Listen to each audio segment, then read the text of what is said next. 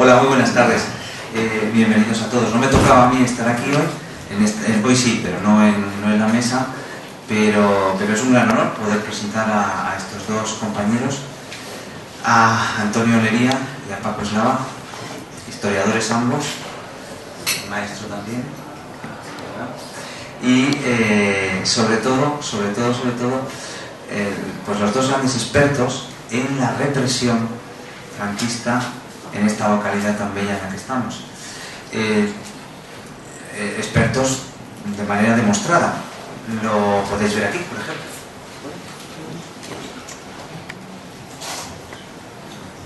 Este libro tan chiquitito que no pesa nada y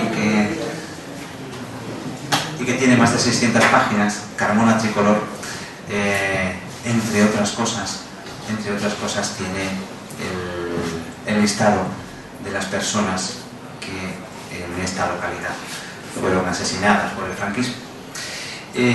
Bueno, pues cuando hay dos expertos en la mesa no tenemos que hablar los neófitos en una materia, con lo cual pues os doy la palabra, vuestra es, para que nos contéis de forma más pormenorizada cómo fue esa represión. Muchas gracias.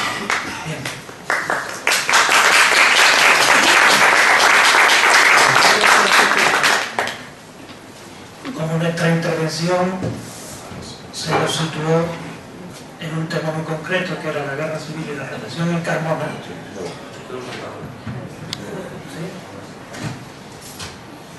La guerra civil y la represión en Carmona, nosotros, aunque veo caras conocidas y personas que no conocen un poco la historia de nuestro entorno, si me permitís, vamos a hacer primero un pequeño relato de cómo fue la guerra civil aquí, las etapas que tuvo la represión y en principio pues cuáles son sus detonantes, para que se como ha dicho el presentador, en realidad ahora mismo nosotros aquí tenemos una suerte, que no vamos a hacer una presentación breve sino una síntesis, que son muy distintas. Nosotros hemos estudiado, nuestra preocupación siempre ha sido en este ámbito de la historia, la República. A nosotros nos interesan los hombres vivos más que la obra del hombre vivo. Lo que ocurre es que, claro, se cierra el mundo dramático. Entonces, estudiamos en la República y hay que animar de Guerra Carmona. Antes hicimos una pequeña presentación por el que yo cabía aquí, que se resumía en este texto, y después hemos seguido haciendo algunas historias particulares sobre el mismo tema, como es una de las personas directamente relacionadas en el entorno y que llega hasta la autoridad de Villaresillo, que es uno de los representantes locales, que es Manuel Mora, que también hicimos una biografía. Estas son nuestras aportaciones bibliográficas. ¿Me he preguntado el título de la obra? Sí. Esa obra se llama Militancia Política y Afiliación Sindical a la Segunda República. El subtítulo en la cubierta se distingue, que es Carmona Tricolor. En realidad lo que estudia es, bueno, eso sería otro debate distinto. Chicos, sabes que estudia estos temas, que Carmona, a fin de cuentas, sirve como laboratorio, un conejillo de hilo. Y como las fuentes que se han conservado, y luego veremos un ejemplo, las fuentes que se han conservado permiten, no hacerlo de un modo cuantitativo, sino cualitativo, con nombre y apellido de la afiliación política que existía aquí y la sindical. Entonces lo que hemos intentado hacer un poco el panorama genérico a través de la el nombre y el apellido son locales. De hecho, en ese libro ya veremos que Carmona tiene poco más de 20.000 habitantes y 4.000 están reflejados. Es decir, 4.000 adultos, mayormente hombres, pero que es diverso complejo. Pero vamos a nuestro tema. Muy bien. Con todo lo que pudiera representar la proclamación de la República, la historia y demás, pues la República, a fin de cuentas, tuvo los dos primeros años más o menos de estabilidad, otros dos de inestabilidad, algún autor ha dicho que unos cuantos meses de acoso y derribo, y un golpe de Estado que subvirtió el orden. Tanto los sucesos de Casavieja como la revolución de Asturias, incluso el propio golpe de Estado de Sanjurjo, pues fueron reprimidos, no entro en la oportunidad ni el modo, pero sí que fueron reprimidos desde la legalidad. Lo que ocurre es que en un momento dado el ejército, o una buena parte del ejército, se rebela contra el orden instituido, la república se siente incapaz, porque esto es como el caballo de Troya, desde dentro se ataca, incapaz de hacer del orden, y hay quienes abiertamente lo defienden y quienes abiertamente pues, se oponen. Aquí en Carmona, el 18 de julio del 36, se forma una primera Junta de Defensa, una comisión. El Ayuntamiento de Carmona formó una Junta de Defensa Local, un comité de defensa local. ¿Quiénes participaron en ese comité? Pues se participaron las fuerzas que en Carmona en aquel momento tenían partidos o sindicatos de los que fueron en el Frente Popular. En concreto, 4: republicanos, socialistas, comunistas y anarcosindicalistas. Pues un miembro de cada uno de esos grupos, su máximo representante, forman un comité de defensa, y esas son las 4 calles de Carmona de Mañana. Lo que ocurre es que el presidente republicano, que era el propio alcalde de Carmona, estaba en aquel momento ausente en Madrid, y el segundo de bordo, que además era jefe de la policía local, Manuel Gómez Montes, es el que formó parte por el Partido Republicano. Por los socialistas, Antonio García Lerillo; por los comunistas, Manuel Rodríguez Mayaro; y por los anarcosindicalistas, José Sabino. No pensemos que son gente tremendamente dura, son gente formada, pero son jóvenes. El mayor tiene 32 años y el menor 25. Eso es la Junta de Defensa Local. Esa Junta de Defensa Local, como en Carmona, la Guardia Civil, no se pone del bando golpista, no se pone del lado de los sublevados, en principio, sino que se mantiene fiel a la República. El teniente de la Guardia Civil, comandante del puesto, por 15 de eso, acuerda con este comité formar unas patrullas que vigilen el entorno de la ciudad, pero separadamente. La Guardia Civil por un lado y la población civil por otro. Una de esas patrullas se constituye en la entrada desde Sevilla, y ocurre que ya estamos en el 19 de julio, se constituye el 18, se llega un acuerdo, y el 19 se forma la patrulla. Y ocurre que, proveniente de Alcalá de Guadaira, se acerca a Carmona un coche seguido de un camión con anarquistas, que pretenden formar un grupo, al parecer, según después manifiestan, para la defensa de Sevilla. Al encontrarse con la Guardia Civil, que lo creen de los sublevados, abren fuego contra ellos y la Guardia Civil responde. Como consecuencia, y aquí empieza ya el desastre de la guerra, como consecuencia, pues muere uno de los hombres atacantes, otro de ellos son heridos, es herido también un guardia civil, otro de 2 guardias civiles, uno de ellos muere por la tarde, he herido un transeúnte que casualmente pasa. Ante la situación, la Guardia Civil se acuartela y todo queda en manos de la población. El Comité de Defensa Local lo que hace es formar barricadas. A partir de entonces, al día siguiente, el día 20, formó barricadas, por lo que había escrito por Sevilla, a la entrada de Sevilla, en el paseo donde ahora está el aparcamiento, que se hace con un sede del convento de Concepción, que está cercano, en la salida de la misma carretera nacional, que va hacia Córdoba, en sus ramales, que van hacia la Aral, que va hacia Lora, ahí se forma una serie de barricadas y puntos de defensa. En ese día, pues, hay quien lo burla con engaños, etc., pasan de un lado para otro, haciéndose pasar de un grupo y de otro, pero hasta el día 21 no se presenta la Carmona. El ejército forma un grupo con el capitán Cortés Criel y se dirige a Carmona. Un grupo de regulares. En ese grupo también vienen algunos miembros de la oligarquía local. Se presenta en la ciudad, avanza sin mucho impedimento, pero al encontrarse entre la puerta de Sevilla, el mirador de la puerta de Sevilla, que habéis visto al entrar, y una torre que parece la Giralda, la torre de San Pedro, es lo que entonces se llamaba la calle Manuel Azaña, hoy se llama la calle de San Pedro,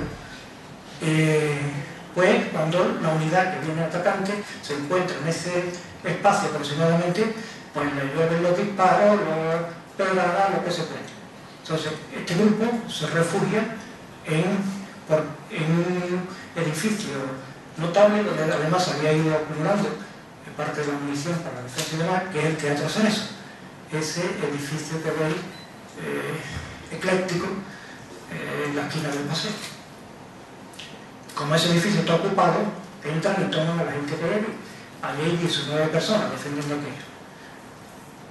Para poder salir, no podía salir ese grupo, estaba acosado, uno de los carmonenses que viene con ellos, que se llama Emilio Villabaena, que tiene una placa que habréis visto al pasar por la calle aquí en el entorno inmediato, porque eso sería otra cosa, pero iríamos a la anécdota, no a la historia. Nosotros estamos en un edificio que ahora dice que es Universidad de Menéndez Pelayo, o la Villa, la Universidad de la Villa, pero aquí, casi donde estamos, estaba el Ateneo Libertario. Esto es una casa de vecinos donde estaba la CNT, y la casa de enfrente estaba, sin embargo, la Comunión Tradicionalista, porque en esa casa de enfrente vivía, bueno, era propietario el conde de Rodeno, triste memoria, porque ha sido el ministro que más pena de muerte firmó en España, por primero en la época. Bien, y jefe de los requetés en Andalucía y luego en España. A lo que iba. El grupo que se refugia en el Teatro Cerezo, entre ellos vienen algunos carmonenses, uno de ellos sale a parlamentar. Para ello, toma a 3 de los rehenes. Si queréis, yo os doy los nombres, si no los voy exponiendo. Son gente popular, y más casi por su popularidad se conocen que por sus nombres. Aquí se dice pues, el cojo Florencho, se dice un Crusilla, porque son las personas, un Chano, que son las 3 personas que toman este carmonense como rey. Quiere parlamentar, tiene un plazo de tiempo, pide que lo lleven a alguien que pueda hacerlo con ellos, y en el camino le arrebatan una pistola que llevaba escondida, y el que iba de prendedor pues termina siendo prendido. Mientras que se está negociando o no aquella situación, el capitán Cortés, que estaba en el Cerezo, logra salir tomando como escudo humano a los otros 16 que había allí. Cuando la voz se corre, eso, el grupo de regulares y los 16 carmonenses salen. Cuando la voz se corre, ¿qué ocurre?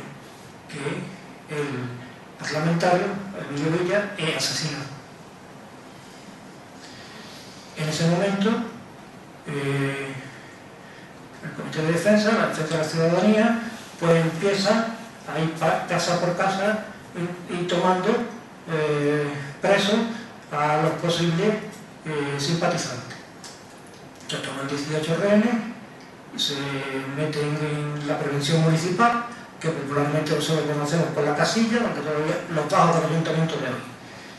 Y se recluyen 18 personas.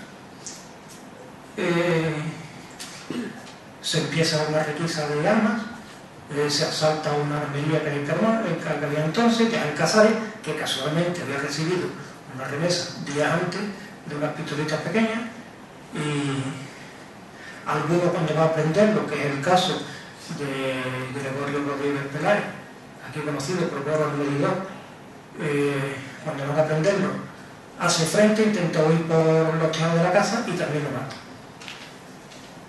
Dice la noticia que nosotros tenemos, un tiro de tercer arma, que era el arma que entonces utilizaban los guardias rurales. Bien, hay solo muertos y hay esos 18 retenidos. Hay una bravata de Quimpo de Llanos esa misma noche, se forma una nueva compañía, ya más potente, en la que va los comandantes Las Parzas y Álvarez de Rementería, la famosa columna Las Parzas Rementería, algunos de ellos por ya luego los jefes de guerra, en el propio avance, y al día siguiente, el 22 de julio, se presentan a las 8 de la mañana en los alrededores de Carmona.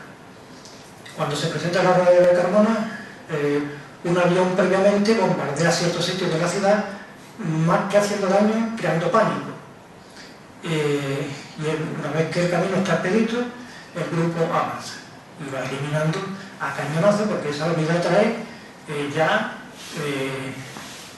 2 cañones, un grupo de ametralladoras, trae un grupo de regulares, algunos falangistas y algunos legionarios. Ese grupo avanza, toma por la calle Sevilla. Voy a decir los nombres por recordar lugares, es también memoria. Es otra discusión, yo la memoria histórica la entiendo de otra manera. Avanza por la calle Sevilla, hay calles paralelas como son Domingo, que hoy se llama calle en medio, como son Naken, que hoy se llama San Francisco, como son Antonio Rodríguez López, maestro notable de la localidad, que hoy se llama Real. Avanzan por el paseo y sin gran dificultad y con una superioridad armamentística sin duda, llegan a la puerta de Sevilla, entran en un núcleo antiguo y siguen avanzando. Liberan a los que estaban retenidos en la casilla municipal, lo arman, liberan también, entonces había 6 presos, y un proyecto comunista sobre el tema, 6 presos en la cárcel, famosa cárcel de aquí de Camara, porque la sea luego por Besteiro, que hoy es una plaza que está aquí cercana, es un solar, y liberan de los 6 presos a 2 que eran falangistas. También son armados, en fin, la ciudad ya se toma, salen huyendo. Huyen 213 carmoneses. Y no decimos los números al azar, con nombres y apellidos. Porque, por mucho que cueste, es una opinión. Yo entiendo que el franquismo se debería perpetuarse y tenemos bastante más información de la izquierda, de los grupos frente populistas, bastante más de la que la gente lo supone, muchas veces hasta por barata. Entonces sabemos lo que salen, porque se contabilizan lo que salen con sus nombres y sus apellidos. Sabemos que salen un grupo de carmoneses, 213, eso después va creciendo, se forma una guerrilla que llega hasta Madrid, pasando por Lora, pasando después por Cantillana, por Catotina, por Casales y siguen al norte. Y se forma la patrulla de La Pana, de la que hablaba esta mañana, que da lugar a la 77. Bien, a nuestro tema. Resulta que en la refriega en Carmona habían muerto esas 2 personas y mueren otras 2, que son del grupo Frente Populista, los defensores de la República, 2. Aquella misma tarde, al teniente de la Guardia Civil que dijimos, Martín Cerezo, se había permanecido fiel a la República, se llama al ayuntamiento, se le interroga, se le deja en libertad y cuando va camino del cuartel se le tirotea arbitrariamente, resultándole una herida, dice que por rebote de las balas, que aquella misma tarde muere. O sea, tenemos 3. Pero esa misma tarde se fusilan en Carmona, se asesinan en Carmona, en las proximidades del ayuntamiento, otras 10 personas. Y con esto empezamos ya, de verdad, la represión de la localidad. La represión en la localidad comienza seriamente cuando con la entrada de las tropas se nombra un responsable de la Guardia Civil, que es Narbona, secretario del ayuntamiento, que rodeado de la gente que le llama de mejor ética y más honrada, pues empieza a buscar a los demás ciudadanos. A grosso modo, y ya entramos en nuestro mundo, a grosso modo, Carmona entonces tenía unos 22.000 habitantes. De los 22.000 habitantes, la mitad eran votantes. La mitad eran mayores de edad. La mayoría de edad entonces estaban en 23 años. Había unos 10.000. De los 10.000, la mitad eran hombres y la mitad mujeres. No vamos a discutir ahora mismo, después damos los números exactos. Pero aproximadamente 5.000 hombres y 5.000 mujeres. De esos 5.000 hombres y 5.000 mujeres, casi 1.800 hombres estaban afiliados a algún grupo del Frente Popular. O algunos a varios. Estamos hablando en un tiempo histórico, a veces simultáneamente o sucesivamente. Pero 1.800 hombres aproximadamente había afiliados. Y 2 mujeres. Ángeles Pedrera, que era del PSOE, y Magdalena del Carmen, que era una militante del Partido Sindicalista, narcosindicalista. La represión aquí conoció 4 etapas. La primera fue la represalia inmediata a la ocupación de la ciudad por la columna La Paz de Rementería, es decir, lo que yo he contado hasta ahora. La segunda, los fusilamientos que González Narbona, el nuevo responsable del Guardia Civil, y sus secuaces, pues, facilita. La tercera, la incorporación al frente de guerra a cambio de la cárcel o del paredón algunos de los represaliados. O, si se daba el caso, la depuración sumarísima. Y la cuarta, los procesos militares de la posguerra, de la inmediata posguerra.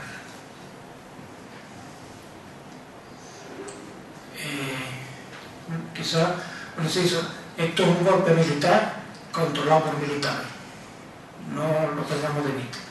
Se dice que a la gente se fusila, eso no es cierto. Habrá una pantomima, habrá lo que sea, pero hay un aparente juicio y una aparente sentencia. Y eso lo hace el Tribunal Militar correspondiente. No, al menos nosotros no hemos controlado a nadie que la saquen de su casa y lo llevarán al ayuntamiento, le harán un interrogatorio, lo levantarán lo que sea y lo fusilarán. Pero, de alguna manera, es un sumario. Las víctimas del tribunal formado por el teniente Narbona fueron recogidos minuciosamente por los propios verdugos en una cosa que se llama la relación por orden alfabético del personal en los días de la dominación roja en esta ciudad. Un título que es un puro eufemismo porque empieza el 22 de julio, que es cuando ya no había dominación.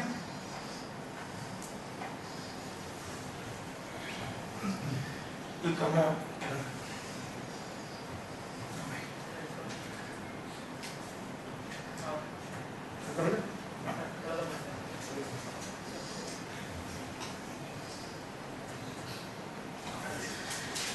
Esto es un libro, no hemos traído nada más que a título de ejemplo para que veáis.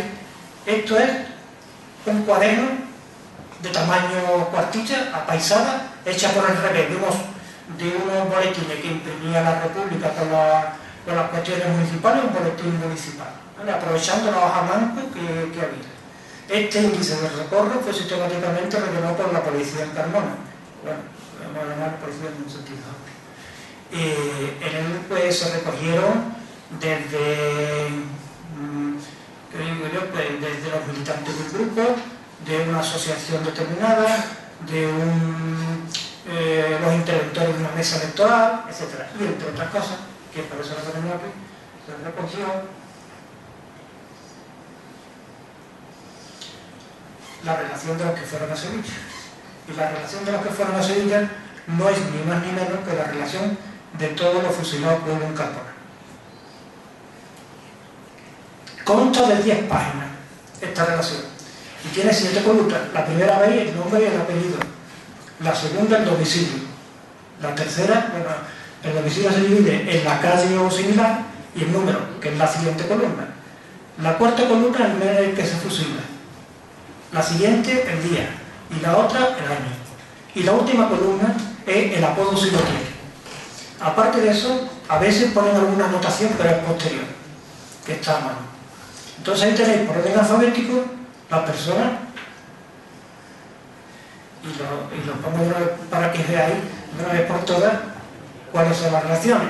Nosotros esto lo hemos contrastado con el registro, con todas las procesos orales, ¿sabéis? ¿Veis?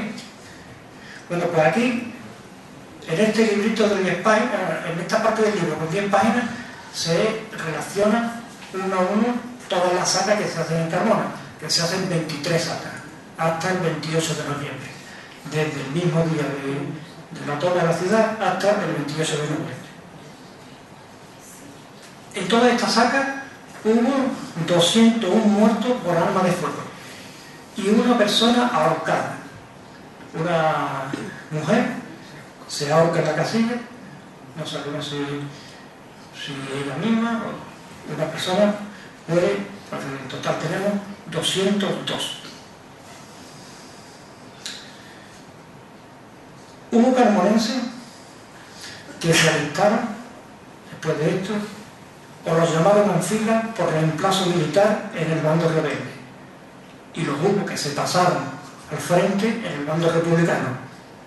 Pero de los 88 víctimas que tuvo en toda la guerra civil, en toda, los sublevados, de las 88 víctimas que tuvo, que sean de Carmona, incluyendo a los dos que murieron en el primer intento de toma, incluyendo a los dos, de 88, 17 de ellas provenían del Frente Popular. Es decir, prácticamente el 20% de todas las víctimas que tuvo la derecha en Carmona. En concreto, 2 eran republicanas, 8 socialistas y 7 anarcosindicalistas. Y sin embargo, 6, solo 6 eran falangistas. Al final la guerra, eso sería la tercera etapa, la propia guerra, porque aquí en Carmona no hubo guerra, aquí hubo un golpe de Estado y ya está, se tomó la ciudad. Otra cosa es la represalia. Al finalizar la guerra hubo huidos de Carmona que pasaron al exilio y luego hubo que permanecieron en España, bien en cárceles o bien en campos de concentración o bien en la propia Carmona a disposición de la llamada Comisión de los Presentados de la Zona Roja. Eso se crea en toda la ciudad. Había que presentarse en el lugar de origen. Y así en Carmona se presentaron 63 hombres y una mujer. Muchas personas fueron condenadas en la aplicación de la Ley de Responsabilidades Políticas. Esa ley fue reforzada con la de depuración de funcionarios, la de represión de la masonería y el comunismo, aunque suene más, y la de seguridad del Estado, que hicieron recaer la búsqueda de las acusaciones sobre el ayuntamiento, en la persona del alcalde, sobre la iglesia, en la persona del párroco, de tu parroquia, sobre la policía municipal y la Guardia Civil, en el comandante de puesto, yo lo estoy diciendo de la ley, y sobre la falange, en el jefe local. Los falangistas en particular aquí fueron testigos de cargos de cientos de causas a instancia de los tribunales militares, convirtiéndose de hecho en una policía paralela para ellos mismos. De acuerdo con los cálculos, porque nosotros tomamos, cuando nosotros tuvimos la suerte prácticamente de ser de los primeros en entrar en el Tribunal Militar Segundo. Entramos en el Tribunal Militar Segundo, casi podíamos decir por alfarar, bueno, para salir por muchos años. Yo soy archivero, el máster de archivística de la Universidad de Sevilla, antes de que existieran los másteres, ya existía, llevamos más de 27 ediciones, y una alumna mía la habían nombrado archivera de la región militar. Y resulta que en todas las cosas tenía su cargo teórico el Tribunal Militar Segundo. Y un día, como que no sabía la cosa, puso una nota diciendo con Paco, con la comisión, diciendo que lo queríamos visitar. Como eso fue mi sorpresa, que me llamaron a los 5 minutos diciendo que soy fulanita, ¿qué queréis? Y le dijimos, tomamos primero una muestra, que la tenían el día siguiente perfectamente, y después ya pues fuimos con la seguridad, mirando y demás. Y claro, como nuestro tema de estudio en realidad era la República, no la represión de la guerra, hicimos un muestreo.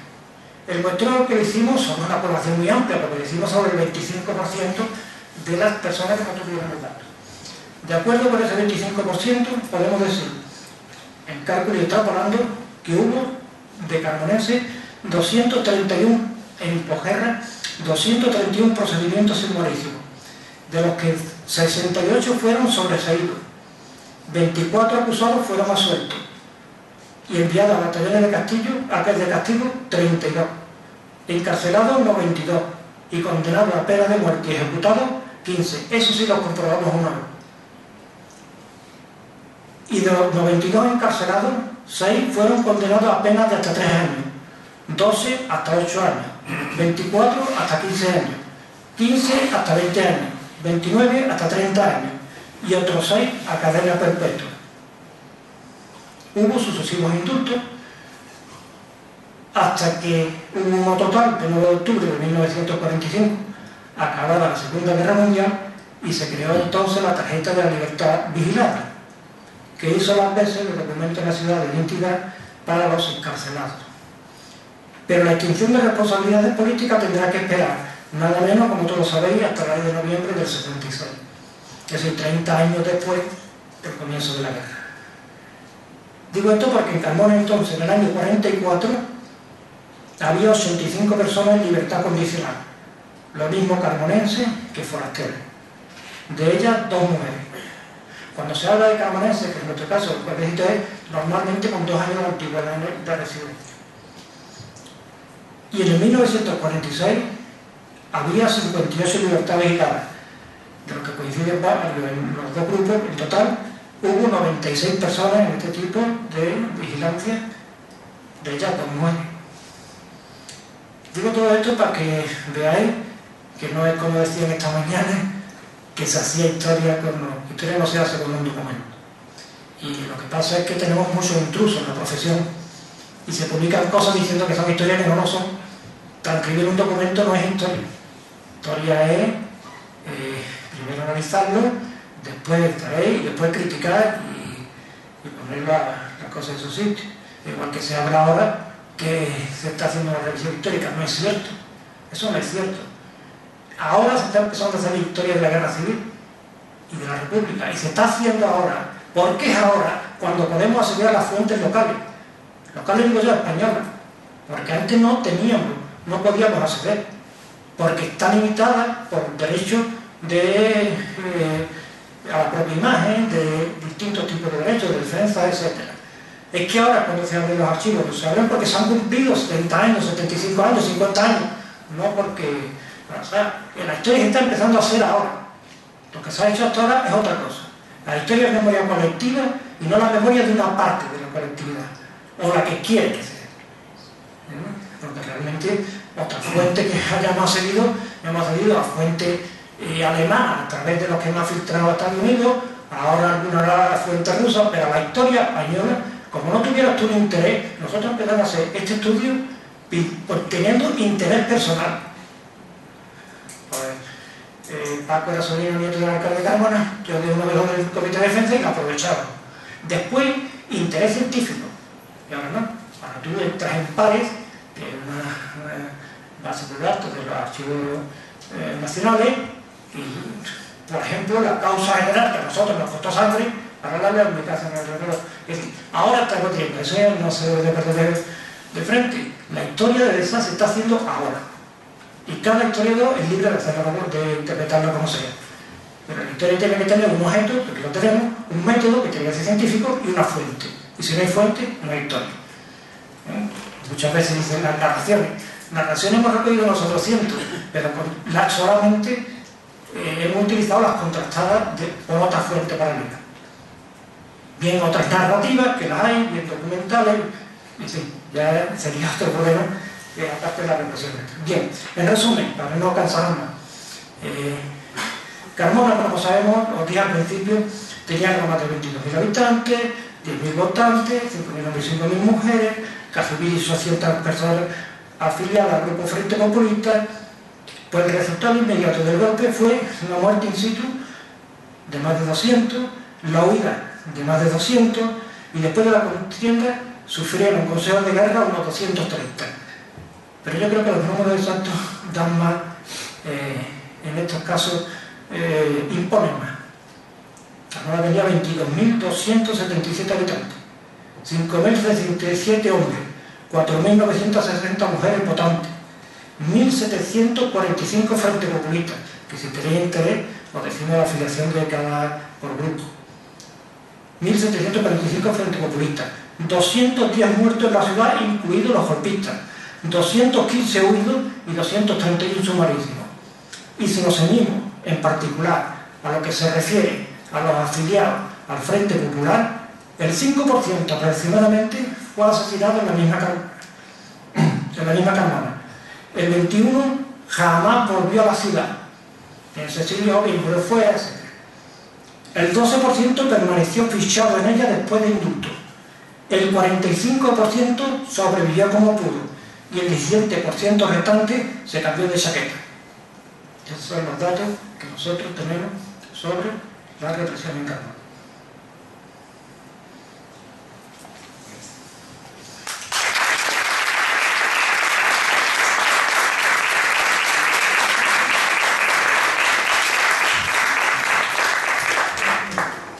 Pues muchas gracias, Antonio, por esa síntesis, que además está muy sintetizada, porque los datos son abrumadores y expuestos así son mucho más clarificadores. Fíjate qué curiosidades tiene la vida, Antonio. Tú nos contabas hace un momento que aquí esto fue un espacio libertario. Pues mira, casualidades de la vida, durante este fin de semana al menos es un espacio de libertad. Algo se ha recuperado, al menos durante unas horitas, ¿no? Ahora os dejo con Paco Eslava, que va a ser el que va a continuar con el desarrollo de la ponencia. Bien, yo no voy a aburriros mucho. Antonio, como bien ha dicho, los datos están ahí, el trabajo que realizamos conjuntamente está plasmado no solamente en Carmona Tricolor, sino que también en diferentes publicaciones que ha tenido bien el Ayuntamiento de Carmona y otras entidades relevantes en el ámbito de la memoria histórica y de la historia. En primer lugar, tengo que decir que yo no soy historiador, ahora para corregir, soy un intruso dentro del equipo de historiadores, en este caso de mi compañero y amigo Antonio Lería. Soy maestro, investigador, y me llamó poderosamente la atención el tema, primero, como ha dicho Antonio, por estar vinculado familiarmente con el alcalde republicano de la ciudad, Curro Elías, que fue, yo soy su sobrino nieto, ¿no? En definitiva, con estos principios empecé a investigar sobre el tema de la memoria histórica, que entonces no se llamaba memoria histórica, se llamaba historia. Lo único que ocurre es que la historia que yo quería conocer, pues no existía. Ni existió en la escuela, ni existió en el bachillerato, ni existió siquiera en la escuela de magisterio, donde todavía gobernaban los adeptos a la falange y los diputados que estaban en las cortes españolas, con nombres propios. En definitiva, en varias ocasiones intenté introducirme en el archivo militar para conocer por qué razón había asesinado a mi tío bueno. Si tan bueno era, tan buena prensa tenía en Carmona, tan silenciado había estado en la familia, que solamente mencionar su nombre todo el mundo miraba un poco entre los parientes, ¿no? En definitiva, quería conocer por qué un miembro de mi familia había sido asesinado en la cárcel de Sevilla, después de haber sido alcalde de Carmona. Pues en varias ocasiones lo intenté y fue imposible. Imposible. Y pues por ese camino me llevaron a comprender la ideología republicana, liberal republicana, que ningún profesor me enseñó, ni ningún político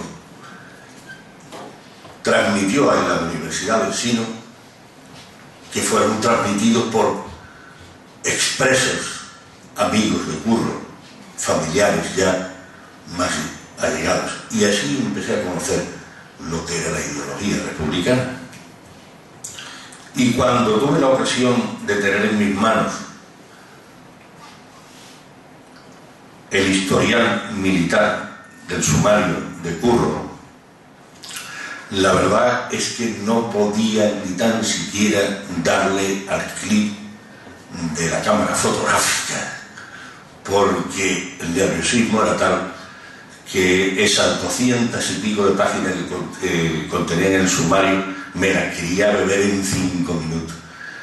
Estaba deseando de llegar a Carmona para revelar, entre comillas, porque ya no se revela la cámara fotográfica, y conocer qué acusaciones se hacían hacia ese personaje.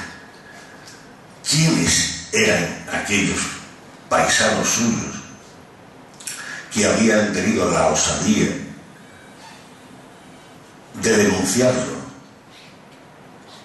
de de alguna manera ponerlo con la soga al cuello. Quería conocerlo, simplemente no por odio, porque nunca podía tener un odio. Alguien que se siente con ideas liberales jamás pueden tener odio, y estamos en contra de la pena de muerte. Pues así fue como me introduje en este tema de la memoria histórica. Digo historia pura y dura porque quizás nos hayamos equivocado al calificar de memoria histórica este movimiento social que surge en la España de hoy, pero que realmente tiene unos antecedentes, sin ningún tipo de organización, sin ningún tipo de asociacionismo. Y lo digo porque hace 32 años que en el Ayuntamiento de Carmona entró un escrito que decía aproximadamente: señor alcalde, después de haber transcurrido tantos años de la guerra civil y demás, y teniendo en consideración que el cementerio de esta localidad va a ser cerrado definitivamente y derribado sus muros y demás, le ruego que tenga bien exhumar los cadáveres que fueron fusilados en las fábricas de cementerio y las arcenes de la carretera, con objeto de que se le dé una digna sepultura en el nuevo cementerio que se acaba de abrir. Ese escrito estaba firmado por el secretario provincial de Sevilla de Acción Republicana, que se llamaba y se llama Francisco Eslava Rodríguez. Es decir, que la memoria histórica comienza en Carmona mucho antes de que estos movimientos existieran. Y tengo que decir que después de 32 años, Carmona puede ser considerada como ciudad de memoria histórica, por muchas razones. La primera, porque todos los partidos políticos que han estado gobernando en el ayuntamiento siempre han estado por la causa de llevar y esclarecer la verdad histórica a todos sus paisanos, fuesen del Partido Socialista, fuesen del Partido Comunista, fuesen de Izquierda Unida, con algunas dudas algunos partidos de derecha, porque pensaban y siguen pensando de que existe otro bando, y para nosotros no existen dos bandos, existe uno solo, que es la España democrática. Y efectivamente Carmona es ciudad de memoria histórica, y también de holocausto, porque estoy de acuerdo, completamente de acuerdo con Paul Preston, nuestro amigo Paul Preston, de que sí, bien, parece que sí, bueno, bien, bueno, como tengo un tono de voz un poco fuerte, pues puedo continuar. Digo holocausto, de acuerdo con nuestro amigo Paul Preston, que tiene la gentileza de nombrarnos tanto a Antonio como a mí en su último libro, El Holocausto Español, porque le hemos suministrado muchísima información al respecto, de decir que Carmona forma parte de ese gran holocausto español. Holocausto porque es de las primeras, digamos, ciudades importantes donde los rebeldes, los golpistas, ensayan sus primeros pasos. Y digo ensayan porque algunos se cree y piensa todavía, los que creen en la historia, en la reescritura de la historia, de que el golpe militar se fraguó 3 meses antes por algún que otro asesinato, por algún que otro acto terrorista, y están equivocados, porque el golpe militar se fragua inclusive antes de constituirse la República.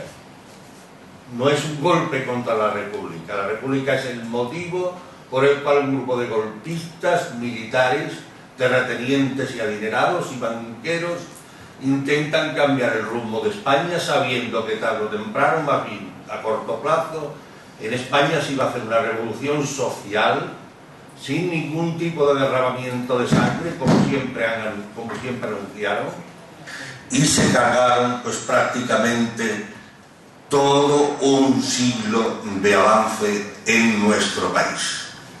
Esa es la verdad con mayúsculas.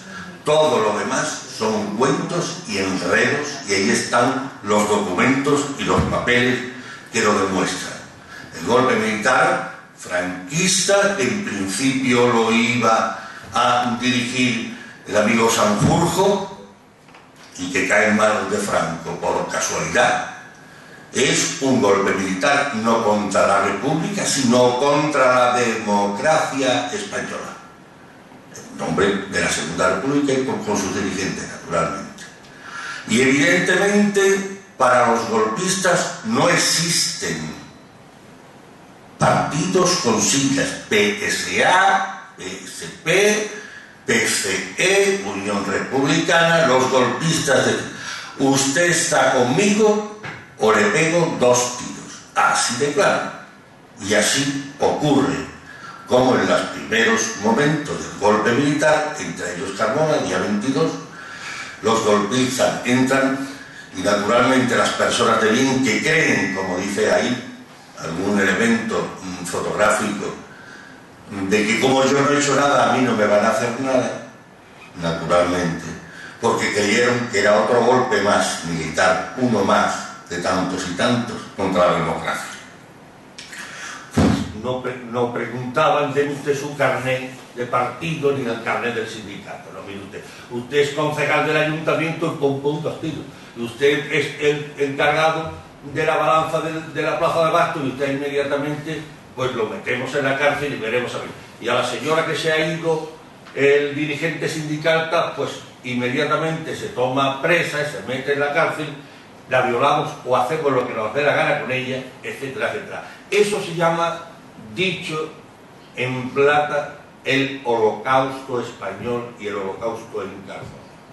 Todo aquel que discuta que si fulanito venía a parlamentar con una pistola detrás, que si cetanito dijo aquello y más para acá, todo absolutamente se ve corroborado que todo estaba preparado para que el día H, a la hora D o al revés, el día D hora H, la democracia de España tenía que caer por bajo las armas. Y no hay discusión que valga. Hasta ahí, una clave importante. Digo que a través de estos 32 años que hemos intentado, familiares, por una parte, trabajando de manera individual porque era muy difícil el asociacionismo, inclusive me atrevo a decir que los partidos políticos en aquella época, de los finales de los 70, de los 80, traicionaron, realmente traicionaron con todas las palabras a los pocos que todavía intentaban rescatar la figura de estos hombres nobles, auténticos españoles, liberales, progresistas. Los partidos actuales traicionaron en su momento a ese corpúsculo de españoles que intentaron rescatar la memoria. Tan solo años después se dieron cuenta, sus nietos fundamentalmente, sus nietos que habían perdido el miedo de las tapias del cementerio, porque muchos actos los hicimos en las tapias del cementerio, allí acudimos a muchísimos actos, tenían sus hijos y sus familiares más cercanos un terror atroz. El holocausto llegó de tal manera a cuajar en la sociedad española que había terror y miedo a la palabra república, republicanismo, había miedo, y la bandera tricolor republicana en algunos actos de los partidos de izquierda fue retirada. Eso se tiene que conocer y eso seguramente ustedes han oído hablar. Quizás las circunstancias políticas han cambiado. Estos movimientos de asociacionismo tienen su aplauso verdaderamente porque están luchando contra un muro. Y naturalmente por eso estamos aquí, también para apoyarlos. Tengo que decir que Carmona, en este sentido, se puede sentir orgullosa a sus hijos, sus paisanos y sus políticos, de que no olvidaron a todos aquellos carmonenses que lucharon por la libertad. Y está reflejado en las diferentes publicaciones que tenemos ya, un trabajo exhaustivo. Prácticamente hemos devorado casi todos los archivos, los más interesantes, naturalmente, como dice Antonio, un centenar de sumario es imposible de alcanzarlo uno por uno, porque también son repetitivos, quizás a los familiares más cercanos les podría interesar, pero en regla general hemos trabajado en conjunto a lo que es la represión franquista y guerra civilista la hemos. Pero es que no solamente lo hemos tratado en archivos, es que nuestra intención era llegar hasta el meollo de la cuestión. No solamente se vive la memoria histórica leyendo un libro y escribiendo 4 libros. Hay que adentrarse dentro de las paredes donde habían estado los represaliados, para sentir en nuestras propias carnes qué se siente entre 4 paredes de 2 por 3 metros, allí 12 personas hacinadas. Y esos sentimientos los tiene que vivir también el que escribe, el historiador, el investigador. Y hemos estado en la cárcel de Sevilla, quizás en las últimas semanas, desde que se derribó, para ver dónde estaba Curro, dónde estaban los últimos republicanos carboneses que salieron de la cárcel, y que entre ellos Curro no pudo salir, y murió ahí. Pero también quisimos conocer qué camino siguieron nuestros revolucionarios veinteañeros en busca de sus compañeros de la sierra para enfrentarse a un ejército organizado, y nos trasladamos por todo ese surco de Guadalquivir hasta coger la sierra y meterlo ya en terreno de Extremadura y demás. Y nos metimos también en las trincheras de la Terra Alta irlandesa. Allí estuvimos nosotros, metidos en las trincheras, para palpar ese ambiente, ese polvo que tragaron nuestros antepasados carmonenses, defendiendo todavía con uñas y dientes los ideales republicanos, para plasmar a las generaciones la historia ahí escrita. No las historietas que nos vienen contando determinados pseudohistoriadores. No. Queríamos saber dónde llegaba Manuel Mora con su grupo anarquista, hasta qué pueblo, y por qué razón se le atraviesa una división y no se dan cuenta. Queríamos palpar la propia roca en la cual, cuando estallaba un obús lanzado por la aviación franquista, era capaz de matar a media columna del miliciano republicano. Queríamos palparlo de lleno, oler quizás hasta la pólvora y los casquillos de las balas. Porque es muy importante acercarse a la historia, porque esta historia nuestra de la guerra civil no es como dicen algunos, que hago una pequeña referencia a ella. No, está ahí cercana.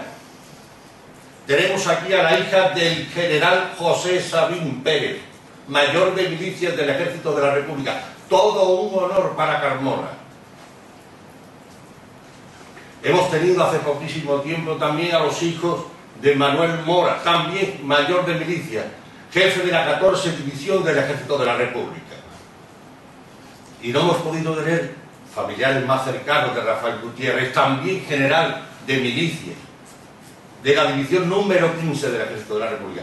3 divisiones con más de 25.000 hombres mandados por carmonenses, anarcosindicalistas, liberales, republicanos, auténticos. Y Carmona, para Carmona es un honor que estos hombres queden reflejados en nuestra historia tan cercana, que no teníamos más remedio que dejarlo escrito para las futuras generaciones.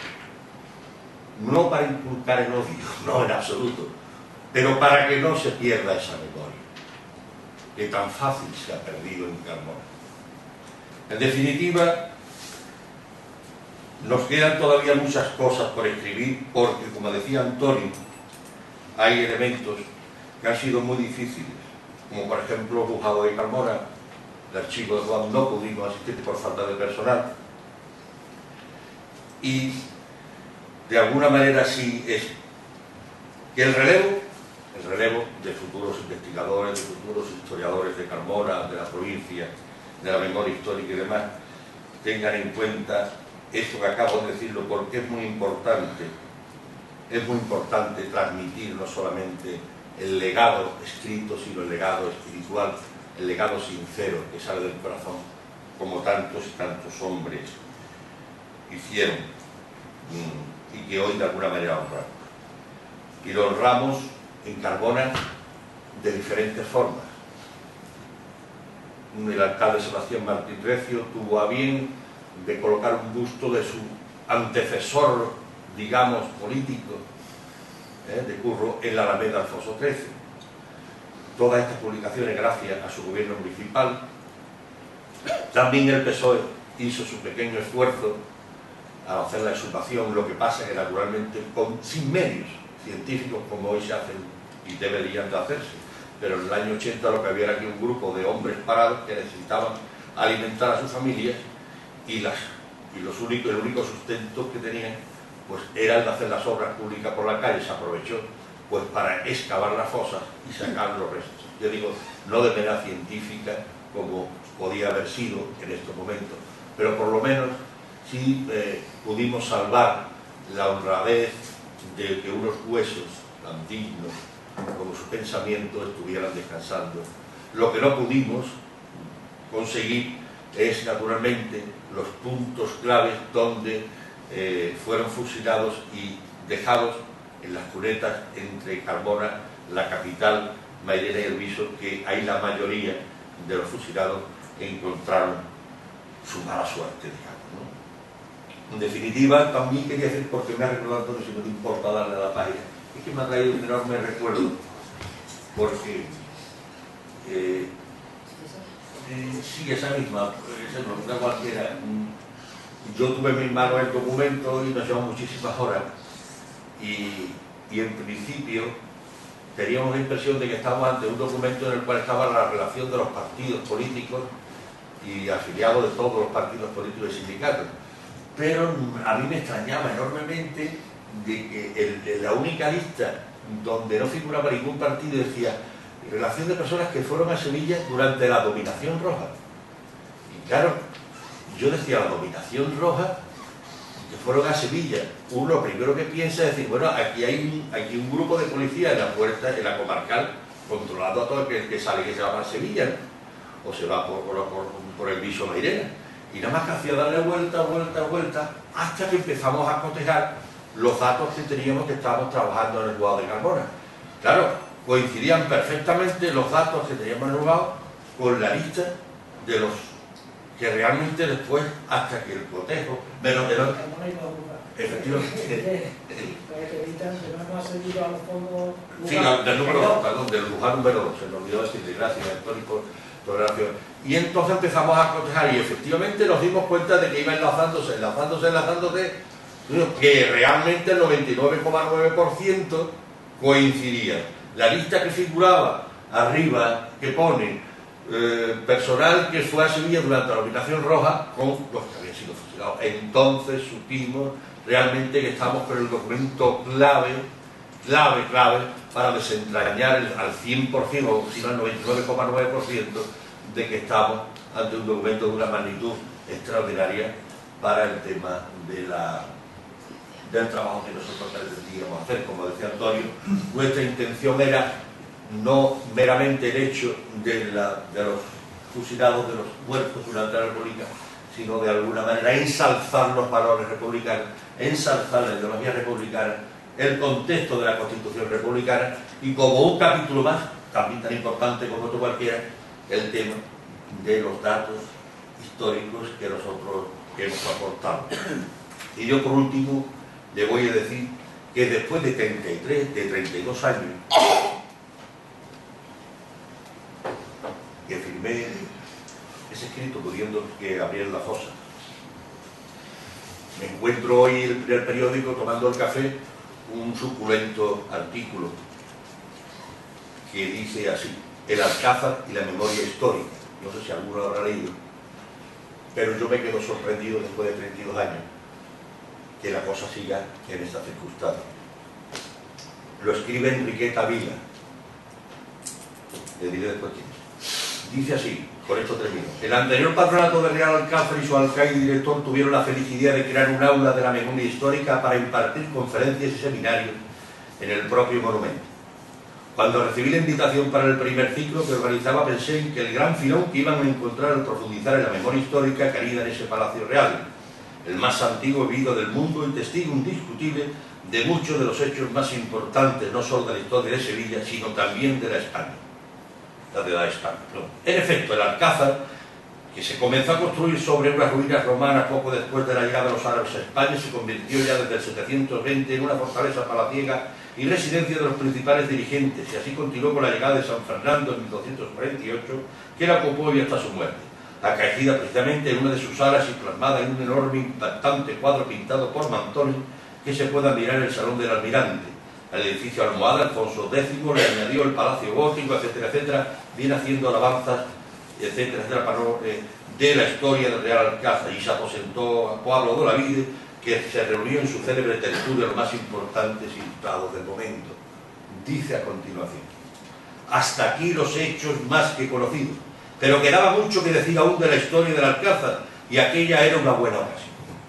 Pero ¿cuál no sería mi sorpresa cuando recibí una invitación tras una tras otra, y otra vez que se repetían y estudiaban los mismos temas, los hechos y los personajes de los años de la República, los acontecimientos de la Guerra Civil y la represión franquista? Quiero dejar constancia que no tengo nada que oponer a la calidad de mucho de lo que en estos años se ha hecho, pero no podía dejar de preguntarme cómo un aula de memoria histórica en aquel lugar podía obviar todo lo demás que he apuntado antes. Desde la prehistoria, claro. Hasta que caí la cuenta que la memoria histórica que se quería rescatar no era más que la que dictaba la ley del mismo nombre, que está concebida únicamente con el fin de escribir la historia de los vencidos en nuestra tan triste como antigua guerra civil. Aquello estaba muy bien, pero se podía haber hecho en otro lugar más adecuado. Hace 32 años, una señora que preside la Real Academia de Buenas Letras, muy buenas letras, nos dice esto en un periódico. Quiere decir que después de 32 años tenemos que volver de nuevo a las tapias del cementerio para contarnos nuestras cuitas y rendir honor a los republicanos. Muchas gracias.